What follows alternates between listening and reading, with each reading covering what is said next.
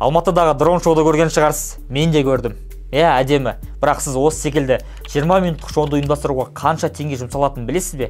Айтсам таңғаласыз. Арнаға тіркеліп лайк бассаңыз, мен қазір тарқатып айтып берем. Ақшаң болса қалтаңда, қалтаңда да қалтаңда. Дрон шоу ұйымдастыру туралы тендер 25 маусымда жарияланған. Жеңімпаз Юне персонал жауапкершілігі шектеулі серіктестік атанды. Әкімдік тендерге 71 миллион теңге бөлгенімен жеңімпаз мекеме 68 миллион теңге ұсынып, қызметке осы сома жұмсалған. Енді сипаттамасын қарайық. Дрондар аспанда әсерлі көрініс, жарық шоуы мен хореографиялық композициялар жасау үшін қолданылатын естен кетпес іс-шара өтеді деп жазылған. Тендерде қашан өтетін нақты айтылмағанымен, шамамен 2024 жылдың 3-4 тоқсанда жоспарланып отыр деп айтылады. Сипаттаманы әрі қарай оқи отыра біз шоудың өзі 20 минут қана созылып, оған 500 дрон қатысатынын байқаймыз. Олар кемінде 100 метр биіктікке көтеріліп, 300 метрден аспайтын фигуралар жасайды.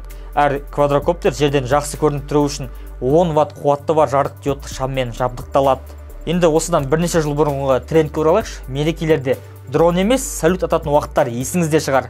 Кейінгі жылдары осы салют трендін дрондар ауыстырды. Қараңыз, осындай шоудың бірінде 6 шілде Астанада экспо маңында өтті. Қала күніне арналған еді. Мемлекеттік бақ ақпаратынша іс-шараға 1250 қашықтықтан басқарылатын аппарат, оның ішінде 70 пиротехникалық дрон қолданылған.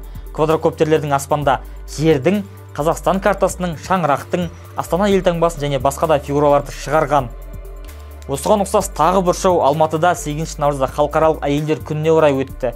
Онда 450 дрон 16 жарық инсталляциясын көрсеткен. Олардың арасында сәукеле киген қыздың мүсіні, білезік таққан әйелдің қолы бар. Ұйымдастырушылар осылайша қазақстандық әйелдерді мерекесімен құттықтағысы келгенін айтты. Көрініс 15 минутқа созылды. Басшылық бұл қызметтерді экологияға зиянын тигізбейтін және классикалық салютқа жақсы балама екенін айтқан. Сілтеме қалдырам, материалмен толық танысып шық. Шынайы және тексерілген деректі бізден оқы.